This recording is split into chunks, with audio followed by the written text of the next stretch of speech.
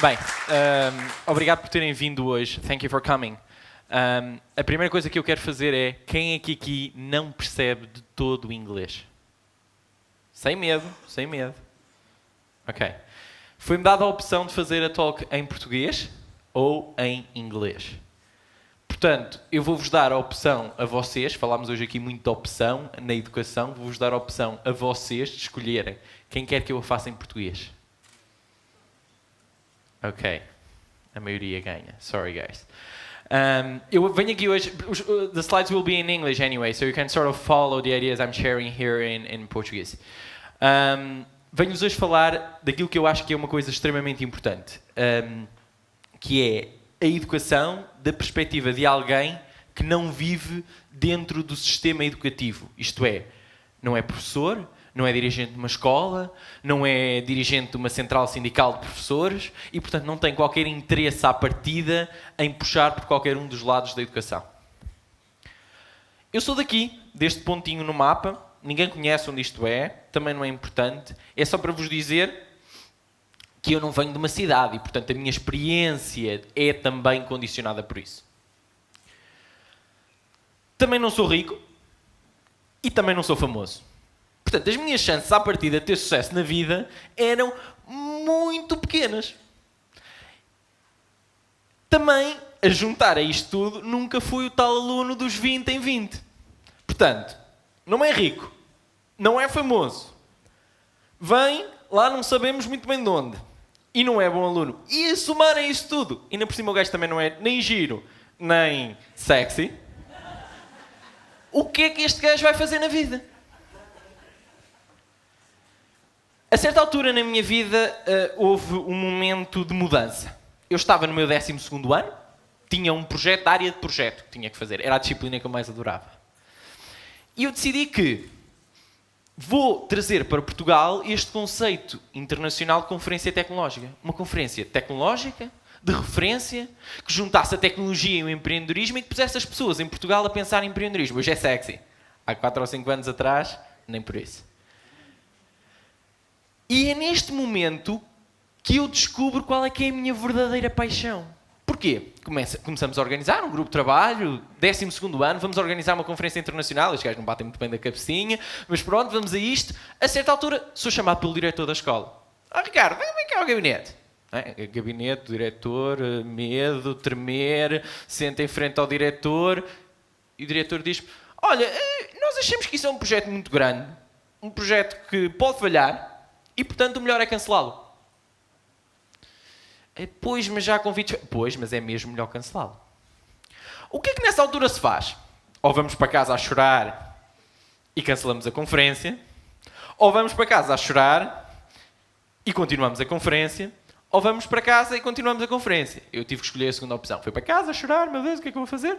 Mas decidimos continuar esta conferência de forma independente, a escola deixa de ter qualquer coisa a ver com ela. É um projeto totalmente independente e é um projeto nosso. Mas nesta altura, eu percebi que estávamos a arruinar um potencial. Quantas conferências, e quem diz conferências diz coisas realmente importantes. Quantas coisas realmente importantes, quantos futuros nós estávamos a arruinar pelo simples facto de que as pessoas que estavam a controlar o nosso processo educativo não eram capazes de ver que aquele era o meu caminho. Talvez não fosse o caminho da pessoa que estava a comandar o sistema educativo. E certamente não era o caminho de alguns dos meus colegas. Mas aquele era o meu caminho.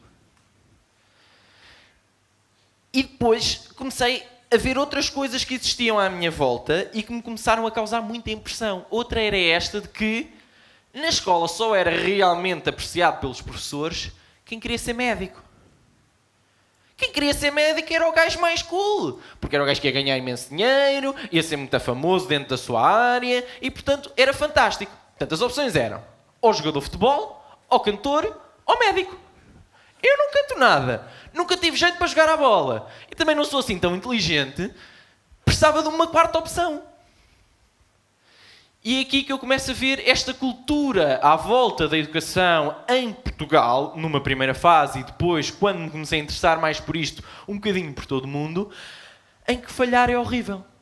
Falhar é horrível, ninguém pode falhar. Nós temos que fazer sempre as coisas muito certas, tirar os 20 em 20, ou os 19.8, aí pronto, já é perdoado e tal, teve quase lá. Ou então, nós somos burros. Somos postos de lado. Eu vi colegas meus, que eram excelentes jogadores de futebol, que sabiam cantar, ou sabiam representar, ou sabiam fazer desenhos, ou sabiam fazer uma variedade de outras coisas que também são precisas na nossa sociedade. E que a única coisa que lhes acontecia era chumbarem. Ficam mais um aninho aqui para ver se conseguem realmente ser médicos. E não conseguem. E depois há outra coisa que é, eu tive a felicidade de, nos últimos anos, ser aceita em muitas escolas europeias para assistir a aulas. Simplesmente fui assistir a aulas, algumas nem percebi o que é que se estava a dizer, mas queria ver se realmente aquilo que eu experimentei em Portugal era assim um bocadinho por toda a Europa. E era. As escolas são de 1980 e as realidades que eu na altura vi em 2011 pediam uma coisa completamente diferente. E nós continuávamos a ensinar como se estivéssemos em 1980 e a esperar que os resultados fossem iguais aos de 1980. Isto não fazia, para mim, sentido nenhum. Para mim, há vários desafios que as escolas têm que ter. O primeiro e o mais difícil é keep students engaged. É manter os estudantes ativos. É manter os estudantes interessados no que estão a aprender. Isto é difícil porquê? Porque não depende só do professor. Também depende do aluno. O professor tem que criar métodos através dos quais isso seja mais fácil, mas o aluno também não pode ir para a aula se não quer aprender aquilo que está a aprender, não é? Depois há aquilo que dizia muito bem que é a coisa mais difícil nos professores, que é adaptar a esta realidade que está sempre a mudar. E há um novo gadget para as aulas e há uma nova coisa que temos que nos adaptar. Um exemplo, para mim, caricato de como é que as escolas não se adaptam é, a certa altura veio um governo português e decidiu: vamos encher as escolas de quadros interativos. E que grande ideia! Quadro interativo para aqui, quadro interativo para ali. Os meus professores chegavam a usar giz para escrever no quadro interativo. Giz no quadro interativo. E eu e outros colegas meus sentimos a necessidade muitas vezes de irmos nós ligar o quadro interativo ao computador do professor, instalar o software. E nessa altura nós percebemos duas coisas. Percebemos que havia claramente uma falha por parte do professor, naturalmente, mas também havia uma falha porque alguém devia ter a responsabilidade de, para além de meter lá os quadros interativos, ensinar os professores a trabalhar com os quadros interativos. Porque não aprendem, não sabem. Na altura em que trabalharam, na altura em que aprenderam a ser professores, não se usavam quadros interativos. E depois, e como consequência disto tudo que eu falei, vem aqui um outro desafio para as escolas, que é serem úteis. Que eu acho que é o grande problema das escolas hoje. É que são, em grande parte, salvo raras exceções e boas, inúteis. Inúteis porque o tipo de estudantes que estão a formar não é o tipo de estudantes que o mercado precisa. Inúteis porque os métodos que estão a utilizar não são os métodos mais eficazes para resolver o problema que estão a resolver, que é permitir o potencial dos alunos que estão numa sala crescer. E, portanto, isto se fosse uma empresa já tinha ido à falência. Mas não é uma empresa, porque há sempre dinheiro a entrar e há sempre esta ideia generalizada de que tudo vai resultar. O desafio das escolas é então este. É preparar estudantes que estão no sistema educativo para serem três coisas essenciais para mim. Por um lado, serem workers, portanto, serem bons naquilo que fazem, seja lá aquilo que fazem for. Se for música, isso é serem o melhor músico possível. Se forem jogadores de futebol, é serem o melhor jogador de futebol possível. E se forem médicos, é serem o melhor médico possível. Por outro lado, precisa de os preparar. Isto é uma coisa que nenhuma escola, ou quase nenhuma escola faz. Precisam de ser citizens, precisam de ser cidadãos, precisam de saber o que é o IVA, o que é o IRS. Essas coisas parecem coisas normais, ou coisas que toda a gente devia saber, mas isto devia ser o papel da escola. A escola devia ensinar cidadãos no mundo a estar no mundo onde vão estar. A perceber que o IRS é aquilo que tem que se pagar no final, tá, porque ganhaste este ordenado de PTO. E, portanto, isto são conhecimentos. O saber viver em sociedade é quase tão importante como o saber trabalhar bem naquilo que se faz. Porque se nós somos muito bons no que fazemos, mas não soubermos inserir-nos na sociedade onde estamos, há problemas. E, por fim, devem ser humans. Devem ser humanos. Eu sei que isto parece que todos somos, mas não somos. Há uns mais humanos que outros. E, portanto, é preciso perceber que há pessoas à nossa volta que nós temos o dever moral de ajudar essas pessoas à nossa volta. E é preciso perceber que, sem essas pessoas à nossa volta, todo o trabalho que nós façamos não vale nada. Porque nós dependemos uns dos outros e dependemos das interações uns com os outros. Portanto, isto não é só uma coisa. Não é só dizer, não, nós vamos mudar o sistema educativo e agora vamos dar a liberdade de escolha a toda a gente do que é que quer aprender. Não é assim que se muda um sistema educativo.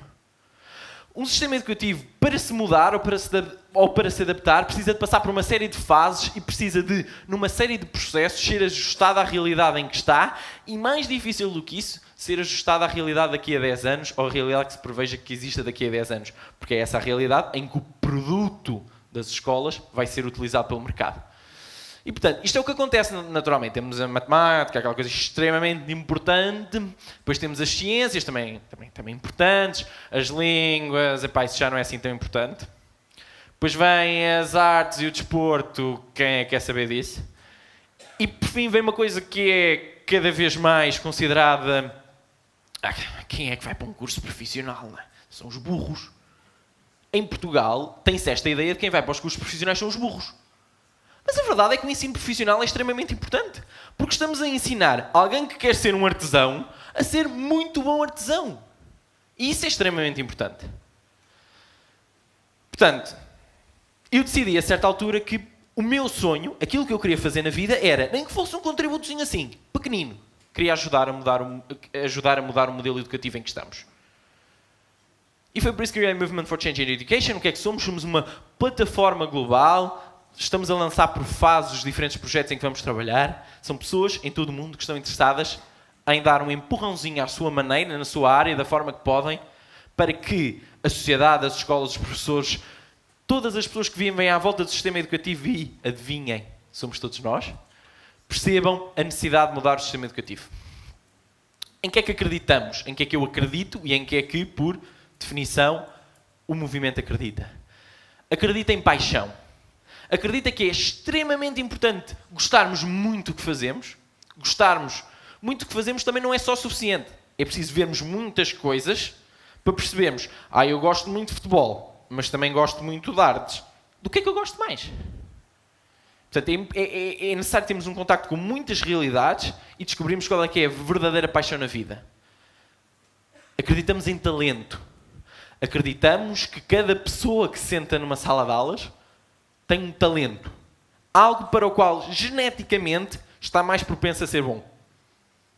Seja para trabalhar numas obras, seja para ser diretor de uma empresa, todas essas posições têm estímulos sociais diferentes, mas têm valor social à mesma.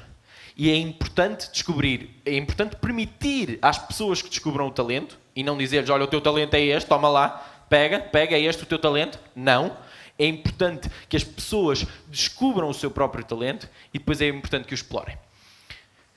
E acreditamos em tentar. Tentar é importante porque sem tentar nós não descobrimos o que é que gostamos, não descobrimos o que é que somos bons e, eventualmente, a única forma real de aprender é fazendo. Portanto, eu tive numa escola na Suíça em que o exercício era simples. Eles tinham que ensinar a fauna e a flora aos alunos. Foi essa aula que eu assisti. E em vez de eu fazerem com uma listagem, olha, isto é um porco, isto é uma vaca, isto é um não sei o quê, vivem aqui e ali, foi através da simulação de tu agora és dono de uma quinta, tu agora és dono de um jardim zoológico, percebe, vai à internet, pesquisa, faz o que quiseres, percebe o que é que precisa, o que é que este animal precisa para sobreviver, onde é que este animal pertence, Isto são exemplos pequeninos, mas são exemplos que mostram como é que é através do experimentar, através do pôr-se numa situação real, que nós conseguimos chegar a algum lado. Esta é para mim a forma ideal de educação. Primeiro é assim, não vamos esquecer que todos temos que ter conhecimentos sólidos. Porque depois vêm aqueles que dizem, não vamos abolir a matemática. Calma. Todos temos que ter conhecimentos sólidos em matemática, línguas, história. É importante saber onde é que estamos, ou porque é que estamos onde é que estamos. Agora, não precisamos é de nos tornarmos PhDs nessa área. Com 14 anos. A seguir vem a tecnologia. E a tecnologia aqui, para mim, é um enabler. É um é uma ferramenta que está dentro das salas de aula ou fora delas e que permite a descoberta, permite às pessoas aprender, seja de que forma for. É o computador em casa que permite aos alunos pesquisar, é o tablet na sala de aula que lhes permite interagir com o professor. Depois vem aprender a viver em sociedade. Eu acho que se nós não nos focarmos também nesta linha, vamos ter muitos problemas sociais daqui para a frente. Depois vem o descobrir o que é. Portanto, tens este conhecimento básico, sabes isto e sabes como é que há de viver em sociedade. Agora, o que é que tu gostas mesmo? Descobre uma série de coisas e vê o que é que realmente é importante para ti. Entrepreneurship. Lá vem o gajo criar empresas. Não é criar empresas. É sabendo que a minha paixão é isto, ou sabendo que aquilo que eu quero fazer é aquilo. E, quando eu digo aqui quero fazer, pode ser o objetivo da aula de hoje é encontrar onde é que vivem os macacos. O entrepreneurship aqui serve como forma de prosseguir um objetivo e chegar a um resultado. E para nós, então, a educação gira à volta de envolver estas 4 componentes, que às vezes esquecemos de algumas, no processo educativo. Primeiro, os professores perceberem os novos desafios, perceberem as novas realidades, perceberem a necessidade de adaptar e mudar a essas realidades. Depois, as escolas, que têm que ser espaços que passem a ser playgrounds e deixem de ser espaços onde apenas há um débito de informação. Depois, estou a despachar-me, porque já vejo ali os minutos a cortar-me, a limitar a minha criatividade. Depois, os estudantes, que são objeto essencial, obviamente, do modelo educativo, e é preciso motivá-los, e é preciso, acima de tudo, perceber que são muito diferentes e têm quer um passado, quer um futuro diferentes. O passado vem condicionar onde estão, o futuro tem que condicionar os caminhos que se lhes abrem.